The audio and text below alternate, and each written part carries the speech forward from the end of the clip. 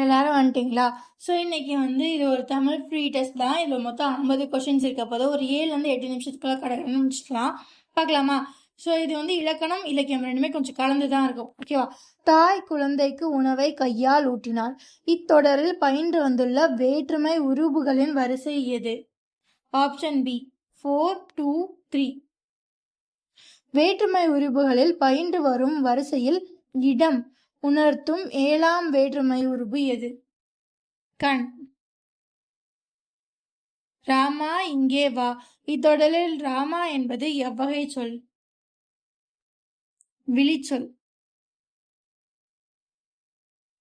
விழிச்சொல் ஒரு தொடரில் எங்கு அமைய வேண்டும்? முதல்ல.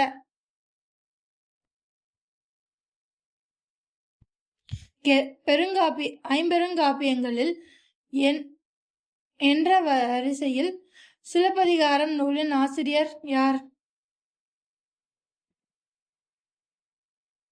சிலப்பதிகாரத்தோட ஆசிரியர். சிலப்பதிகாரத்தோட ஆசிரியர் இளங்கோவடிகள்.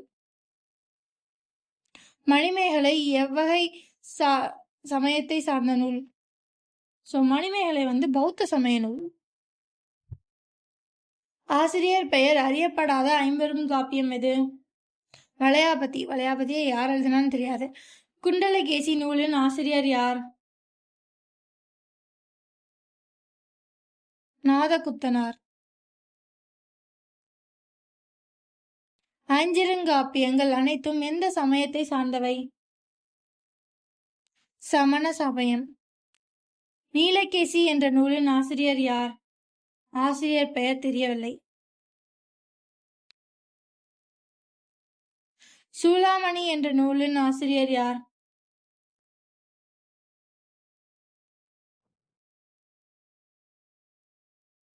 Option B தோழாமொழித்தேவர். நாககுமார காவியம் எவ்வகை நூலில் அடங்கும்? ஐஞ்சிறுகாப்பியம். தமிழில் முதல் காப்பியம் எது? சிலப்பதிகாரம். மணநூல் என்று அழைக்கப்படும் காப்பியம் எது? சீவக சிந்தாமணி. குட்டி திருவாசகம் என்று அழைக்கப்படும் நூல் எது?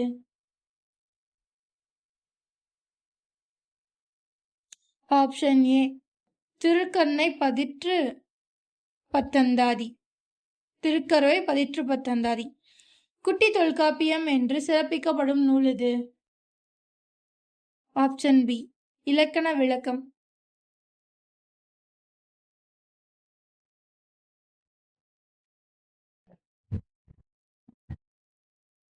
தென்தமிழ் தெய்வ பரணி என்று கலிங்கத்து பரணியை புகழ்ந்தவர் யார்? ஒட்டக்கூத்தர். ராசக கோவை என்று அழைக்கப்படும் நூல் எது?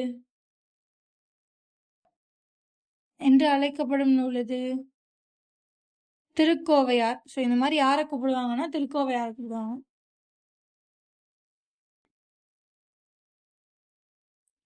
திராவிட வேதம் என்று அழைக்கப்படும் நூல் எது? 4000 திவ்ய பிரபந்தம். வேளாண் வேதம் என்று அழைக்கப்படும் நூல் எது? நாலடியார். பாட்டுப்பாவை என அழைக்கப்படும் நூல் எது? திருப்பாவை. மணிமேகலை துறவு எந்த நூலின் வேறு பெயர்? மணிமேகலை. தமிழரின் தேசிய காப்பியம் என அழைக்கப்படுவது? சிலப்பதிகாரம். இரட்டை காப்பியங்கள் என அழைக்கப்படுவது? சிலப்பதிகாரம், மணிமேகலை. தெய்வ நூல் என அழைக்கப்படுவது? திருக்குறள். முதுமொழி என அழைக்கப்படும் நூல்? முதுமொழி காஞ்சி. குட்டி திருக்குறள் என அழைக்கப்படுவது? நாலடியார். 10 பாட்டு நூல்களில் இயற்கை ஓவியம் என அழைக்கப்படுவது? மொத்தமாவே அப்படித்தான் சொல்லுவாங்க. 10 பாட்டு.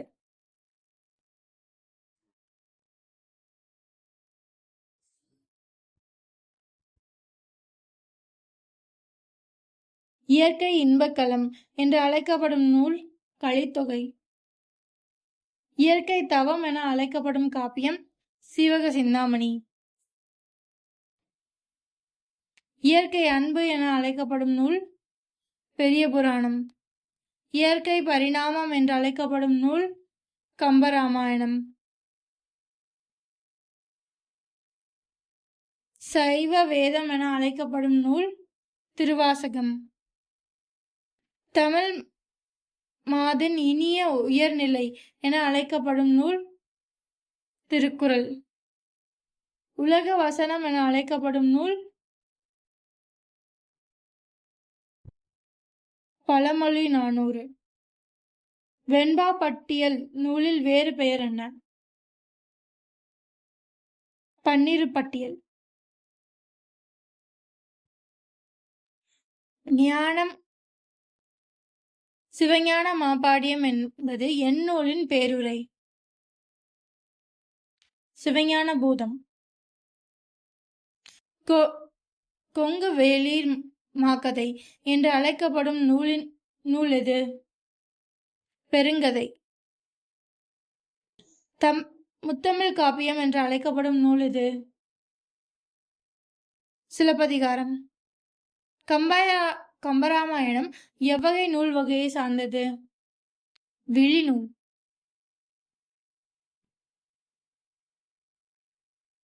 குடிமக்கள் காப்பியம் என்று போற்றப்படுவது சிலப்பதிகாரம். நீலம் அல்லது நீலகேசி திரட்டு என்று அழைக்கப்படும் நூல் நீலகேசி.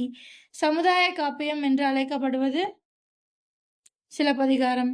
பௌத்த சமயத்தின் கொள்கைகளை விளக்கும் ஐம்பெரும் காப்பியம் மணிமேகலை.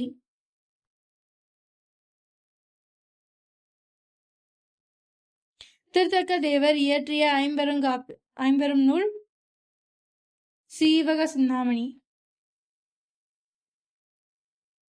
யசோதர காவியம் எவ்வகை நூல்? ஐஞ்சிறுகாப்பியம்.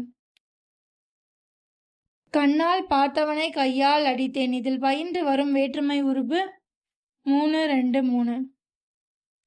அகவற்பா அல்லது அகவல் என்று அழைக்கப்படும் நூல் எது? பெருங்கதை.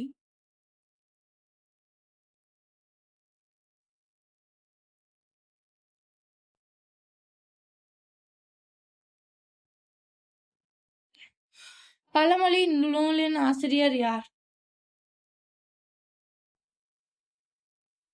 முன்னுரை அரையனார். இலக்கண விளக்கம் நூலின் சிறப்பு பெயர் என்ன? குட்டி தொல்காப்பியம். ஸோ அவ்வளோதாங்க இந்த 50 கொஷின்.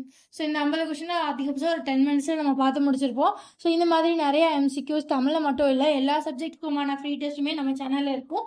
சப்ஸ்கிரைப் பண்ணிக்கோங்க. மறக்காமல் எல்லா வீடியோஸையும் பார்த்து நல்லா ரிவைஸ் பண்ணுங்க. ஓகேவா? பாய்.